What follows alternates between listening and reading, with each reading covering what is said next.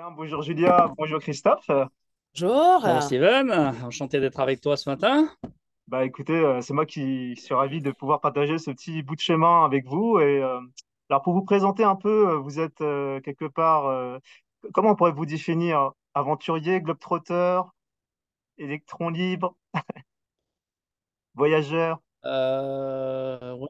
Homme libre, ah ouais. Homme libre plus, ouais, électron libre, plus. Voyageur, oui, globetrotter forcément, puisqu'on arpente les routes du monde. Après, on essaye surtout de profiter de la vie, en fait, d'une façon qui est un peu différente. Nous, on veut pas être dans les standards, nous classer ni en van life, ni en ce que tu veux. Nous, on essaye juste de vivre notre vie d'une façon un petit peu différente. Mais c'est surtout de profiter de la vie en allant un petit peu à la rencontre des personnes qui sont tout au long de notre chemin. On a envie de goûter à différentes cultures, d'avoir différentes relations, parce que forcément, dès que tu vas dans un pays un peu étranger, tu n'as pas les mêmes relations ni les mêmes cultures, donc tu as un rapport à l'humain qui est différent, et nous, on essaye justement de connecter ce rapport à l'humain et d'aller vraiment à la rencontre des personnes, et d'où notre nom, les Rolling Force, d'aller à la rencontre des cultures gastronomiques, de ce qui se mange, parce que c'est un petit peu Notre l'essence métier. de notre voyage et notre métier. Moi, je suis dans les vins et dans la nourriture, Yulia aussi. Moi, ça fait 40 ans que je suis dedans, et on peut allier les deux, la rencontre de l'humain et la découverte de produits, ou voir comment sont cuisinés les produits par les locaux. Ben voilà, ça fait que nous, on est contents. Ouais, c'est très intéressant les liens que vous allez vous créer, quoi, vous connecter. Vous avez eu l'idée de faire un tour du monde en camion. On va revenir après sur le camion parce qu'il est aussi particulier. Comment on passe quelque part de la restauration à faire un tour du monde? Un Euh, choix. Déjà, c'est un choix, oui, c'est un choix qui entraîne des conséquences, hein. Moi, depuis que je suis tout jeune, je m'étais dit que quand j'aurais passé les 50 ans, je voudrais arrêter de travailler et faire le tour du monde. À cette époque-là, je ne sais pas si c'était faisable ou pas faisable. Après, il y a plein de gens qui nous disent oui, mais tu fais comment? Il faut de l'argent, faut. On travaille, hein, on travaille pour ça. Donc, bah oui, là, tu vois, là, on a besoin un peu d'argent. On s'est arrêté là en Suisse pour faire une saison. On va travailler là quelques mois avant de recontinuer notre chemin. Donc, c'est un tour du monde qui se fait en plusieurs étapes, si tu veux, en fonction de l'argent qui va nous être nécessaire à la continuité de ce voyage. On a la chance de faire un métier qui peut s'exercer partout dans le monde. Moi, je suis chef de cuisine, je peux être sommelier, je peux être responsable de salle, directeur de restaurant, je peux faire un petit peu n'importe quel type de métier. J'ai exercé ce métier-là professionnellement dans plein d'endroits. Yulia travaille dans la restauration aussi, elle est serveuse. On parle plusieurs langues, on parle déjà couramment l'anglais, le français et l'espagnol, plus plein d'autres langues, des notions d'allemand, d'italien, de portugais, de De roumain, de russe. russe. Donc, Ça on, nous aide. on peut, déjà avec les trois langues principales, déjà trouver du travail à l'extérieur. Donc ce choix de tout quitter remonte vraiment il y a plus de 30 ans en arrière, en fait. Et c'est un choix. À l'époque où j'ai pris ce choix de changer complètement de chemin. J'avais une maison en France, une maison en Espagne. J'avais un travail en France et en Espagne en même temps, puisque j'avais deux affaires, une affaire de traiteur en France. J'avais le dernier restaurant que j'ai monté qui était en Espagne, Cadaqués. à Cadaqués, qu'on avait monté depuis Ah, 4 ans. Et j'ai dit, maintenant, ça suffit, on vend tout, on se sépare de tout et on va créer ce projet On va. de voyage autour du monde, euh, pour pouvoir réaliser notre rêve, tout simplement. Mon rêve est devenu aussi celui de Julia, qu'elle avait depuis longtemps, donc elle a décidé de me suivre dans ce rêve. Mais je ne le voyais jamais en réalité. J'étais autant habituée à la vie sédentaire et j'étais waouh. autant dedans de ce système. Et quand on s'est connus, Christophe, il m'a raconté son projet. J'ai dit, ah, ben, je viens avec toi. Et donc, Incroyable. le plus dur dans ce projet, c'est pas de prendre la décision de faire ça. Tout le monde Oui, peut faire, tout le monde peut prendre une décision. C'est un choix. Et un choix implique des conséquences. Les conséquences, c'était devoir se séparer d'absolument tout Tout ce qu'on quitter. avait. Les biens matériels, Mais parce aussi la que famille. on a fait le choix d'un camion. On verra après pourquoi on a fait ce choix-là. Euh, et il a fallu financer ce camion, donc vendre le restaurant, les affaires, ce qu'on avait un petit peu, Personnel. quoi, les affaires personnelles, garder un peu d'argent pour le début du voyage qu'on a fait. Mais le plus dur, vraiment, c'est pendant 1 an et demi, même 2 ans, le temps. Il m'a fallu 2 ans, un peu plus de 2 ans pour construire ce camion. ok. Euh, Pendant ces 2 ans, ça a été un petit peu un challenge de se dire, voilà, on vend tout ce qu'on a, des meubles, on se sépare de ci, on se sépare de ça. On a essayé de vivre dans un appartement plus petit et après dans un appartement encore plus petit pour terminer avec les affaires qu'on a, pour voir le volume d'affaires qu'on avait, si ça allait rentrer dans un camion ou pas. C'est toute une logistique. Ça, c'est le chien. C'est toute une logistique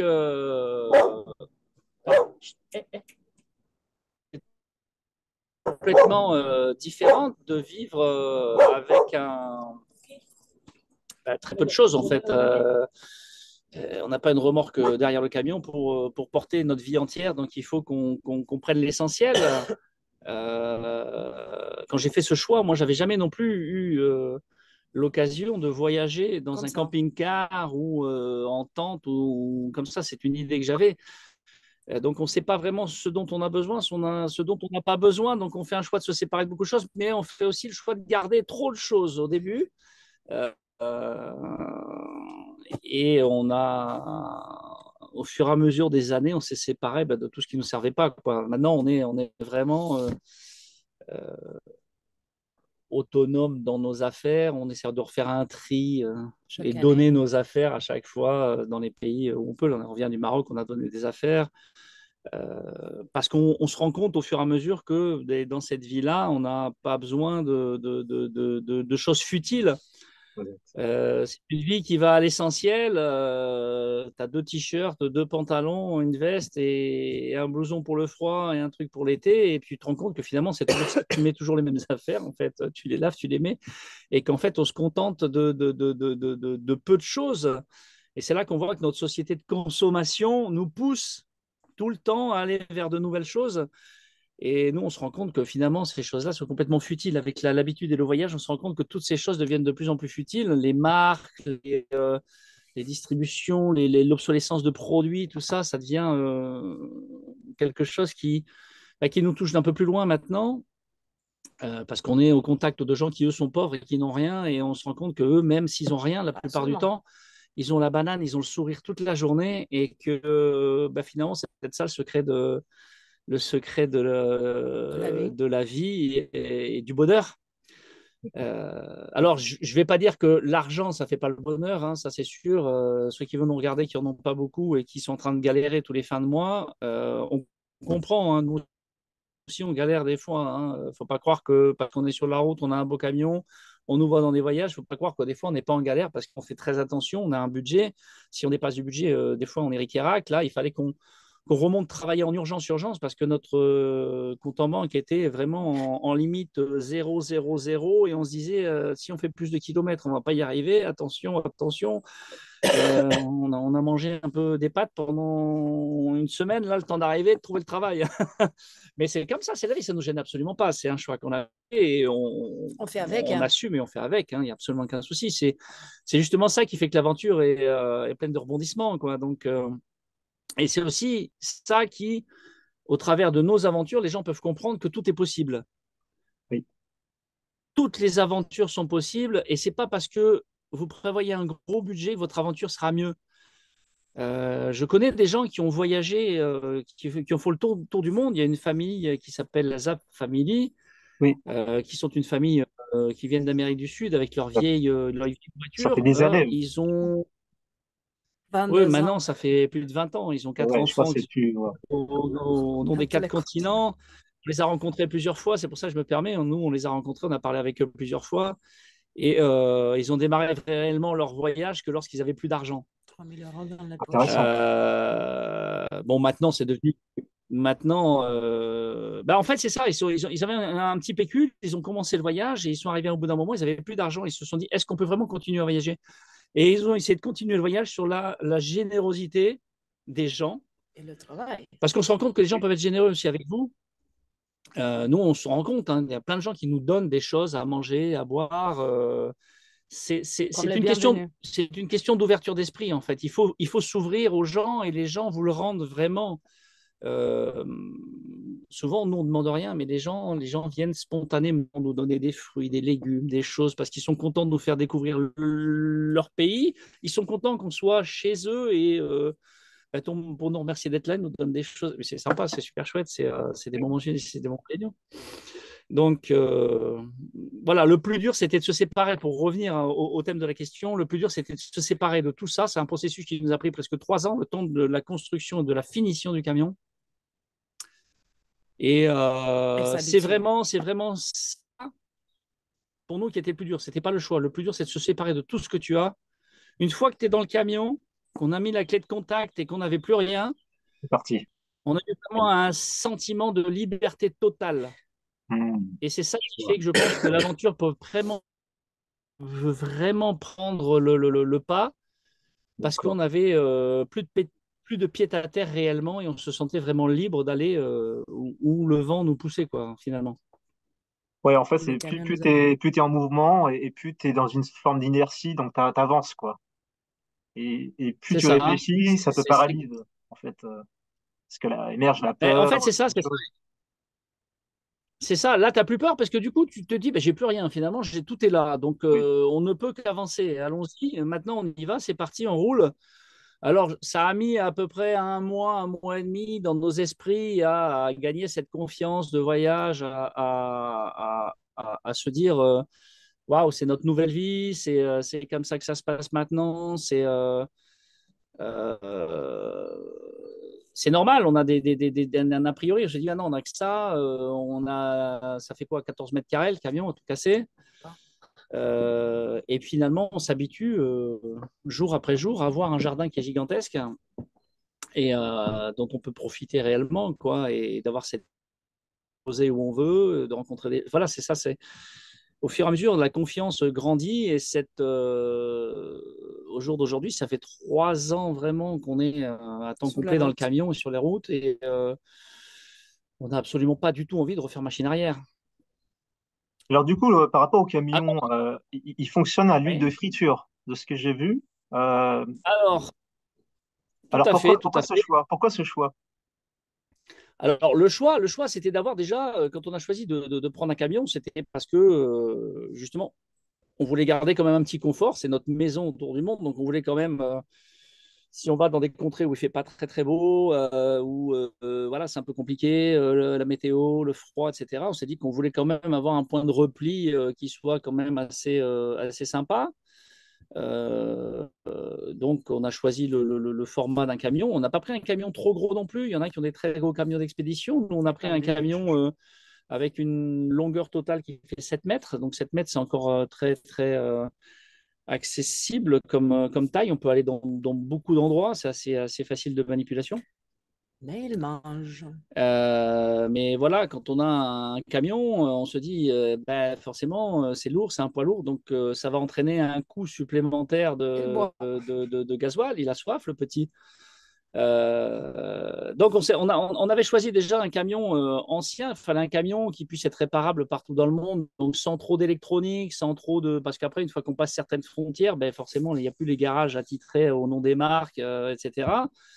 Les pièces se faisant peut-être plus rares. Il y a aussi un problème de lorsqu'on voyage, certains pays vont demander un passe-droit pour rentrer dans le pays. C'est-à-dire, euh, il y a un formulaire qui s'appelle le carnet de passage en douane, qui a été inventé par les Français il y a plusieurs années de ça, pour faciliter le passage d'une douane avec son propre véhicule. D'accord. Et lorsqu'on va rentrer dans certaines douanes, par exemple, si on veut aller en Iran, en Égypte, etc., ils vont exiger 200% de la valeur vénale de votre véhicule. Eh, Donc, imaginez quand vous avez un beau camion tout neuf qui fait 300 ou 400 000 euros, si on vous en demande 800 000 comme garantie, comme quoi vous allez bien ressortir du pays et pas vendre votre camion à l'intérieur, il faut avoir une sacrée économie d'avance. Nous, ce n'était absolument pas le cas. Donc, il est hors de question qu'on mette autant, et on n'avait pas autant de toute façon sur la construction des camions. La valeur vénale du camion et le carnet de passage en douane change complètement lorsque votre camion a plus de 10 ou 15 ans. Il n'est plus coté en Argus, donc forcément, on peut mettre des montants minimum et ça veut dire qu'on peut traverser ces pays frontaliers plus facilement en mettant un montant qui est beaucoup plus minime sur un carnet de passage en douane. Ce montant, en fait, c'est une caution que l'on verse à l'Automobile Club, la français en l'occurrence, qui va garder cette caution et qui atteste que de l'argent est bien sur un compte pour le passage du pays, du dit pays qui accepte le carnet de passage en douane. hmm. Donc c'est pour ça qu'il nous fallait déjà un vieux camion. Deuxièmement, le camion, il fallait qu'il soit sans trop d'électronique pour essayer de le réparer et que ce soit un camion qui ait pu se trouver un petit peu partout dans le monde. Donc on a fait le choix d'un camion Mercedes, parce que Mercedes, c'est une marque qui est un petit peu partout dans le monde. Et notamment, ce camion-là, ces nez de cochon qui ont une tête un petit peu sympathique. C'est des camions qui ont travaillé pendant 30 ou 40 ans partout dans le monde. On les retrouve en Afrique énormément, on les retrouve en Asie, on les retrouve en Afrique, Ah, en Amérique du Sud. Je veux dire, en Amérique du Sud, il y en a plein partout. En Iran, ils sont même encore en production en Iran, donc on peut aussi trouver des pièces. Donc c'est un camion qu'on va retrouver un petit peu partout, même s'il a plus de 50 ans. C'est un camion dont on va pouvoir retrouver des pièces un peu partout et c'est surtout des camions qui sont très très solides, quoi. Donc ils sont dits increvables, on espère d'ailleurs qu'ils soient increvables, même si on a dû faire des petites réparations déjà depuis 3 ans. On a refait le moteur l'année dernière parce Mais qu'il c'est fallait le logique, refaire. c'était pas fait depuis longtemps, Donc voilà, il faut s'occuper comme d'une maison de l'entretien du bébé. Donc voilà le choix de ce camion. Et donc un camion, ça consomme. Ce camion à la base est un camion qui consomme un peu moins que les autres. C'est pour ça que j'ai choisi celui-là. À la base, il fait 20, 22, 24 litres au 100. Euh, J'y ai rajouté des moyeux débrayables à l'avant parce que c'est un camion 4x4 qui permet de libérer le pont avant lorsqu'on est sur la route et là de gagner encore 2-3 litres. Donc on est entre 18 et 20 litres. Mais on s'est dit, au nombre des kilomètres qu'on va faire, même 18-20 litres, ça fait beaucoup d'argent. Tous les pays n'ont pas un gasoil à bas prix. Et encore, on avait fait le calcul de ça avant le Covid et avant les augmentations qu'on subit tous à l'heure actuelle partout dans le monde sur le prix de l'essence. Là, quand vous allez en Scandinavie, ça fait mal, hein. Quand vous avez le diesel qui est à 2,80, je crois, ou un truc comme de ça, 50. à 20 litres, ça va vite, hein.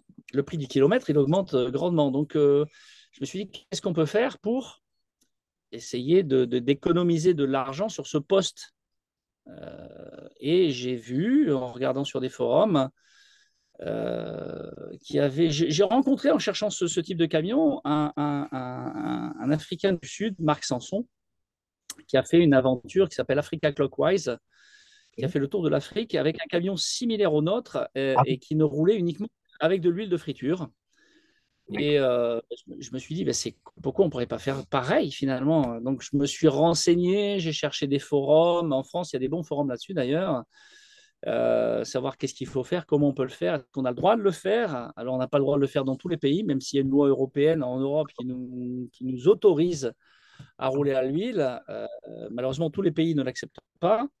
La France vient de passer un décret il y a très peu de temps justement pour l'autoriser en France, depuis quelques mois je pense. Euh, donc, je me suis dit, tiens, ce serait cool que le camion puisse rouler à l'huile. Donc, je me suis renseigné avec un ami mécanicien qui s'occupe bien de notre camion. On a monté une bicarburation sur le camion pour qu'il puisse rouler 100% à l'huile de friture. Et après, je me suis dit, OK, c'est bien de rouler à l'huile de friture, mais comment je stocke l'huile de friture? Comment je fais avec l'huile de friture? Parce que comment on la trouve? Euh, donc ça, c'était un peu une partie que je connaissais parce que je suis cuisinier, je sais comment ça se passe dans les restaurants. On stocke l'huile à l'arrière des restaurants, etc. Donc, trouver l'huile, je savais comment faire, mais la filtrer, c'était plus compliqué. Marc, lui, faisait dans son aventure stocker des dizaines et des dizaines de bidons sur le toit de son camion. D'accord. Une fois tous les 15 jours, c'était des bidons encore plus gros pour les filtrer avec des toiles qui faisaient 2 microns, 5 microns, 1 micron, des toiles spéciales. Et après, il remettait tout ça dans sa réservoir. Et il m'expliquait que, il me dit, c'est bien, mais on a de l'huile de partout, quoi, dedans, dehors. Des fois, les bidons, ils fuient, c'est galère. Il me dit, ça fonctionne bien, mais attends-toi à avoir de l'huile partout. Et ça, c'est un truc qui m'est tourné en boucle dans la tête. Je dis, non, c'est pas possible. Il doit y avoir une solution pour arriver à faire que on puisse faire ça plus proprement. Et je me suis rapproché aussi de sociétés comme en France qui s'appellent Roule Ma Frite. Ok. Ce sont des sociétés qui récupèrent l'huile pour la redistribuer sur des programmes de pas forcément particuliers, mais maintenant ils en font des biocarburants et des choses comme ça. Et j'ai regardé comment ils filtraient leur huile aussi. J'ai regardé comment on pouvait faire le process de filtration d'huile.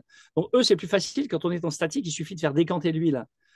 Quelques mois, les matières mauvaises vont tomber au fond et on va pouvoir récupérer l'huile pure qui est au-dessus.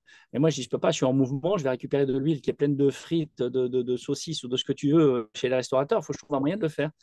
Et en fait, par le biais d'une centrifuge, une centrifugeuse, on peut pallier à ce problème. Donc, j'ai trouvé une centrifugeuse spéciale pour huile que j'ai trouvée aux États-Unis. Et j'ai monté à l'arrière, pendant le Covid, justement, j'ai monté un système de filtration autonome embarqué à l'arrière de mon camion en enlevant une roue de secours et en mettant 2 réservoirs, une centrifugeuse, 2 pompes, une pour l'huile sale, une pour l'huile propre, et 3 filtres qui vont jusqu'à 1 micron avec un compteur dédié pour savoir combien je filtre. Et tout ça, ça va arriver dans mon réservoir de gauche du camion, un réservoir de 300 litres, qui est un réservoir qui est dédié 100% à l'huile. Donc, voilà un petit peu comment je vais traiter l'huile ici à bord de mon camion. Et en fait, là, on a fait quasiment, durant les 3 années, quand on a fait le tour d'Europe, on est parti de l'Espagne, on a fait tout le tour de la Scandinavie, on est remonté, on est redescendu jusqu'ici, et tout ça uniquement à l'huile de friture.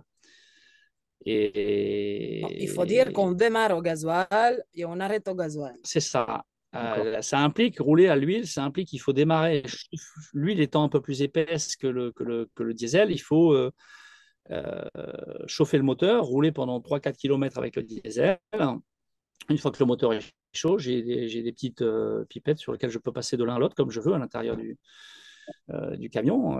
On passe à l'huile, hop, et là on est 100% à l'huile. Et on fait pareil, la marche inverse, lorsqu'on veut arrêter le camion pour nettoyer le moteur et les afin que ça reste propre et que le moteur ne soit pas endommagé, quoi, tout simplement. Et aujourd'hui, donc, du coup, il vous reste, quelle est votre prochaine destination? Qu'est-ce qui vous reste, du coup, à Ben là, franchir? il y a vraiment toute l'Europe et surtout, Yulia étant roumaine, on veut vraiment faire la découverte de la Roumanie parce qu'elle est roumaine, mais elle ne connaît pas du tout la Roumanie, à part son petit village Ah, natal. d'accord. Quand elle était jeune, elle a migré vers l'Espagne et c'est là où Ah, on s'est super. rencontrés d'ailleurs en Espagne. Ouais. Donc, l'idée, c'est vraiment de descendre toute l'Europe, de faire un grand tour de la Roumanie, et ensuite de la Roumanie, ben, c'est d'aller jusqu'à la Turquie, de la Turquie passer en Iran. Iran, Iran, Pakistan, Inde qui est vraiment là ma prochaine. Voilà, c'est la route, ça va être la route des Indes. On va aller jusqu'en Inde, en fait. On va pas être la vraie route des Indes, mais on va vraiment. L'idée, c'est d'aller jusqu'en Inde, oui. C'est D'accord. vraiment un objectif. Un autre projet. C'est le prochain objectif. Voilà, c'est notre route jusqu'aux Indes. Voilà. Après je vais pouvoir vous dire, on sait déjà un peu ce qu'on veut faire aussi après. Hein. On veut remonter, faire le tour de l'Afrique, comme a fait Marc dans le sens des aiguilles d'une montre, et de là prendre un cargo et de faire ensuite toute l'Amérique du Sud. Mais Petit à petit. Petit à petit. les conditions climatiques changeant, les conditions politiques changeantes aussi, donc on ne se met pas la pression. De toute façon, on voyage lentement. Avant qu'on soit en Inde, il y aura déjà 3 ou 4 ans qui se seront écoulés. D'ici 3 ou C'est 4 ça. ans, il y a peut-être des choses qui changent encore dans le monde. On n'est pas pressé, on voyage à notre Oui, rythme et on essaie de profiter surtout. On fait pas. Ce qui est Prends le temps. important pour nous, c'est pas vraiment l'objectif final, c'est la route qu'on va prendre. le Quoi. chemin, hein. Exact. Voilà, c'est le voyage qui est important, pas la destination. Donc, même si on veut vraiment aller là dans le point, il nous faut une destination pour pouvoir emprunter un chemin, mais c'est un peu l'idée qu'on a. On se laisse un peu aller, pareil, au gré des rencontres, parce que Tu rencontres quelqu'un, il va te dire, tu avais pour ambition d'aller là, puis tu rencontres d'autres voyageurs, puis ils vont te dire, ah mais non, tu devrais aller là parce que c'est sympa, là, il y a ci, il y a ça. Donc finalement, hop, plutôt que d'aller à droite, tu vas à gauche. Et de gauche, ben, soit tu décides de reprendre ta route initiale, soit tu décides de prendre une autre route parce qu'il y a des montagnes, ou il y a des choses, il y a des reliefs qui font que tu ne peux pas forcément repasser par là. On n'est pas pressé. De toute façon, c'est très compliqué de voir un pays dans son entité parce que les pays sont très très grands. On sait très bien qu'on ne peut pas faire tout le pays, sinon il faudrait qu'on reste 10 ans dans un pays pour le faire entièrement. Donc, ça nous laisse le choix plus tard de revenir. Quand on repasse par un pays, ça nous laisse toujours le choix de se dire, voilà, là, on est passé par là, on va essayer de passer par l'autre côté, découvrir ce qu'il y aura de l'autre côté. Donc, voilà, même si on essaye de rouler doucement, d'aller en moyenne, on fait 100 ou 150 km par jour, pas plus. Ça ne sert à rien quand on veut se déplacer vraiment. Et des fois, on fait même 30, 40, 50 parce qu'on veut avancer tout doucement pour voir, tiens, de là, il y a ça, il y a ça. Donc, à ce rythme-là, on n'est pas prêt d'arriver vite, mais l'idée, voilà, c'est de découvrir aussi. Ça ne sert à rien de se dire, OK, je suis allé là-bas directement et j'ai rien vu finalement. Donc, c'est pas le but. Nous, c'est de découvrir et d'aller vraiment rencontrer les personnes et les produits qu'il y a. Bon, en tout cas, est-ce que vous avez un mot de la fin, notamment, je pense à celles et ceux qui veulent, comme vous, réaliser leur rêve, quoi, leur projet? Tout c'est possible. Il y a aucune barrière à la réalisation de projets. Beaucoup de gens nous disent, vous avez de la chance. Sachez que la chance n'a rien à voir avec ça. C'est juste une question d'envie. Si vous avez envie, faites-le. Il vaut mieux vivre ses rêves que rêver sa vie. Il ne faut pas avoir de regrets dans la vie. Faites-le. Vous avez toujours la possibilité de revenir en marche arrière, de retrouver un travail, relouer quelque chose.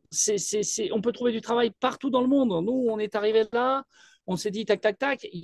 On ne savait pas du tout, on ne connaissait pas du tout la Suisse. On peut trouver du travail, mais comme ça, n'importe où, très facilement.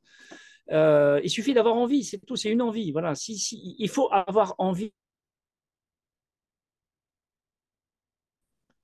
Si vous n'avez pas peur de ça, vous êtes prêt à faire le pas, faites-le. Il y a rien qui peut. On a rencontré des gens avec des enfants, des gens très vieux. On a rencontré. Tout est absolument faisable. C'est juste, il faut en avoir envie, c'est tout. Il n'y a pas de. Faut pas dire oui, mais j'ai pas l'argent, j'ai pas si. Alors bien sûr, il faut un véhicule, il faut un camion, il faut acheter ça, mais il y en a à tous les prix. Donc, après, c'est clair que j'ai pu vendre les affaires que j'avais pour financer mais après, on a aussi, le camion. on a rencontré aussi des voyageurs qui ont ce rêve, qui sont en train de le faire réalité. Et ils ont commencé déjà pour s'acheter le camion ou le van. En même temps, ils travaillent. Même là, à côté, on a un voisin. C'est un super jeune garçon. Il a un van tout vide.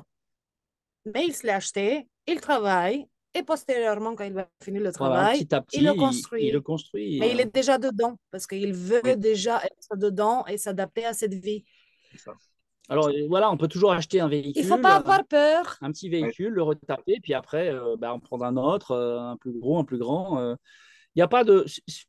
C'est pas parce qu'on a un gros véhicule super luxueux Ah non, qu'on va voyager mieux. ah non. On rencontre des gens qui voyagent avec nous. Nous, il y a des camions qui sont plus beaux que les nôtres, ok. Bon, on est fiers de notre camion, il est Regarde, magnifique. regarde le garçon anglais qu'on a On a trouvé vu au un Anglais Maroc. avec une vieille coccinelle toute pourrie, une tente sur le toit, et le mec, il était heureux comme un pape. Parce qu'il voyageait, il réalisait son rêve, et puis c'est il ça. allait manger dehors, il allait sa douche dehors. Il y a plusieurs façons de voyager. Oui, Osez, faites-le, n'ayez pas peur, surtout. C'est pas une question de budget, c'est une question d'envie, vraiment. Et vous verrez que voyager autour du monde, vous pouvez voyager pour très peu cher, tout dépend de ce que vous allez faire. Lorsqu'on voyage, on est voyageur, on n'est pas touriste. C'est-à-dire qu'on ne vit pas de la même façon, on ne va pas dépenser de l'argent de la même façon. Et vous verrez qu'il y a plein de façons pour économiser aussi sur un voyage, récupérer de la nourriture, faire des choses. Ça peut être l'objet de Le notre interview, troc. faire du troc avec les gens, faire des choses. Il y a plein de choses qui sont possibles. Donc, il n'y a aucun frein vraiment à voyager, si ce n'est la peur qu'on peut avoir de franchir le pas. bon, C'est vraiment ça. Voilà, pour le bon, mot de la bah, fin, faites-le et n'ayez pas peur. génial. Bah, en tout cas, je vous remercie tous les deux. Donc, on peut vous retrouver sur Instagram, Facebook, hein, c'est ça, si on veut vous contacter. Exactement. On a Instagram, les Rolling Forks. On a le Facebook, bien sûr, les Rolling Forks. On a aussi des vidéos YouTube sur Oui, YouTube. Donc, toujours YouTube. Les Rolling Forks, les fourchettes qui roulent en français. Et suivez nos aventures. Voilà. Donc là, 2, 3 mois, on va être un petit peu on est en mode travail, mais voilà, les aventures reprendront réellement. Ben là, ça nous permet de découvrir aussi la Suisse. On ne connaît pas la Suisse, donc en même temps, on va essayer tout en travaillant, Un d'essayer très de beau voir comment ça pays. se passe. C'est un très beau pays, c'est très sympa. Pour les gens qui ne connaissent pas la Suisse, allez-y, c'est très sympa. Et c'est un pays qui est beaucoup moins cher qu'on ne pense. Ouais. La plupart des choses d'occasion et de seconde main et de tout ce qu'on peut acheter en Suisse, d'occasion, je parle, est beaucoup moins cher que ce qu'on peut trouver en France. C'est un truc que Honnêtement, je viens de découvrir, par exemple, les voitures, les motos, les objets de seconde main, les vêtements, tout ce qui est les ordinateurs, tout ce qui est numérique, etc. les Ce sont meubles. des gens qui ont tellement d'argent ici que finalement, ils ont facilité à racheter du neuf. Donc, tout ce qui est d'occasion est beaucoup moins cher qu'en France. Et ça m'a surpris C'est pas énormément. qu'ils ont tellement d'argent, sinon que le niveau de vie, c'est Ouais, il y a différent. un niveau de vie qui est énorme par rapport à l'Europe ici. Donc, Après, il faut préciser aussi qu'ils payent beaucoup charge. ah oui, on paye beaucoup de charges et beaucoup d'impôts. C'est Oui. pas seulement l'argent qui arrive dans les caisses et hop là. Mais le Enfin, ça, niveau de vie, il est totalement différent Tout à fait. c'était à mieux. la parenthèse sur la Suisse sur laquelle on est actuellement. Ouais. Donc, si vous voulez passer par la Suisse, allez, on est là. Si vous voulez venir nous voir, faites-nous un petit message. On sera heureux de vous faire visiter le camion et de vous recevoir ici et vous dire comment il faut faire. En Super. tout cas, merci d'avoir Merci à vous regardé deux, hein. cette vidéo. Merci de nous suivre. Merci à toi, Steven, d'avoir fait cette petite vidéo. Avec grand plaisir. Et Et puis possiblement l'aventure un jour dans continue. une rencontre face à face. Oui, bah carrément, parce qu'en fait, L'aventure Ouais. continue. Voilà, l'aventure je suis continue. en Suisse en plus actuellement. Bah, je pourrais venir vous voir avec ma compagne. Eh bien, avec Eh grand ben, ça plaisir. tombe bien. Avec grand plaisir. Tu nous fais un petit message et on te dit Oui. où on est avec grand plaisir. Bon, bah, prenez soin de La vous vie, deux. c'est une aventure. Oui, exactement. Merci, Ciao, prenez soin de vous ciao. Sympa. aussi. Merci et ciao, merci. Ciao, ciao. À la Merci pour Salut. prochaine. l'interview. Ciao, Merci. ciao.